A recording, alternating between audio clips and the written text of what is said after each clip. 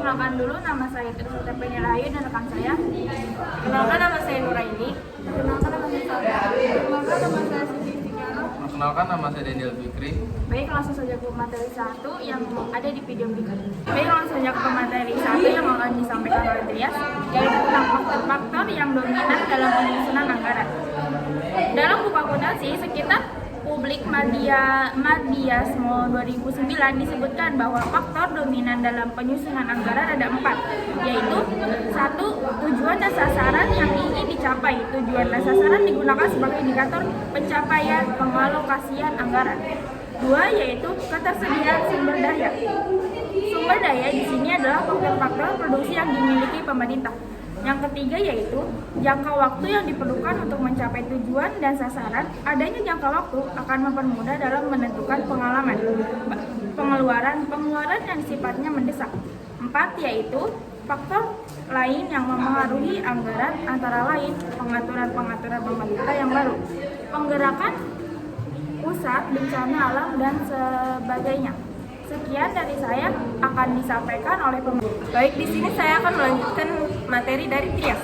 2. Pihak-pihak yang dilibatkan dalam penyusunan anggaran. 1. Pihak yang dilibatkan dalam penyusunan APBN. Ada 2 pihak yang dilibatkan dalam penyusunan APBN. Kedua pihak tersebut adalah pimpinan lembaga eksekutif, presiden, dan lembaga legislatif, DPR. 2. Pihak yang dilibatkan dalam penyusunan APBD. Sama seperti APBN, dalam penyusunan APBD ada 2 pihak yang dilibatkan, yaitu gubernur dan DPRD tingkat 1 untuk daerah tingkat 1 atau provinsi, juga bupati atau wali kota dan DPRD tingkat 2 untuk daerah tingkat 2. Sekian dari saya, akan dilanjutkan oleh pemateri selanjutnya. Di sini saya akan melanjutkan materi dari Nuraini. 3. Siklus penyusun anggaran. Siklus penyusun anggaran terdiri atas 4 tahap, yaitu persiapan anggaran, ratifikasi, implementasi atau pelaksanaan anggaran, dan pelaporan serta evaluasi. A. Persiapan anggaran.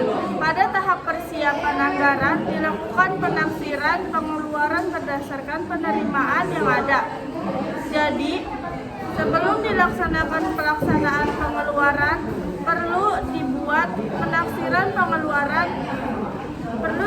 penafsiran penerimaan terlebih dahulu. Apabila keduanya dilakukan secara bersama-sama, maka akan menimbulkan masalah, yaitu lebih besarnya pengeluaran daripada penerimaan. Penafsiran menerima dan pengeluaran ini bisa disebut RAPBN atau RAPBD. Di sini saya akan melanjutkan materi dari Tika, yaitu ratifikasi. Pada tahap ini pemimpin lembaga eksekutif atau presiden untuk pemerintahan pusat, gubernur untuk daerah tingkat 1, dan bupati dan wali kota. Untuk daerah tingkat 2 harus menjawab dan memberikan argumentasi yang rasional dalam menjawab semua pertanyaan dan bertahan yang diajukan oleh DPR atau DPRD tingkat 1 atau DPRD tingkat 2 berkaitan dengan RAPBN atau RAPBD yang diajukan, artinya pemimpinan lembaga. Eksekutif harus mempunyai political skill, salesmanship, dan experience. Dan yang terakhir selain itu managerial. Pelaksanaan anggaran. Setelah melalui tahap ratifikasi dan anggaran telah disetujui lembaga legislatif, berikutnya adalah tahap pelaksanaan anggaran. Dalam tahap pelaksanaan anggaran, pimpinan lembaga eksekutif atau presiden harus menguasai sistem informasi akuntansi dan sistem pengadilan manajemen.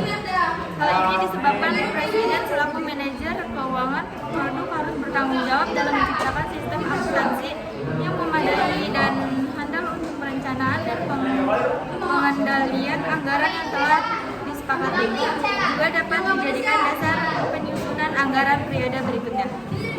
Yang kedua ada pelaporan dan evaluasi. Pada tahap ini lembaga eksekutif harus melaporkan hasil pelaksanaan anggaran kepada lembaga legislatif. Selain pelaporan dalam tahap ini juga dilakukan evakuasi untuk memperbaiki anggaran tahun berikutnya. Baik, sekian presentasi dari Kelompok kami. Kurang lebih mohon maaf. Wassalamualaikum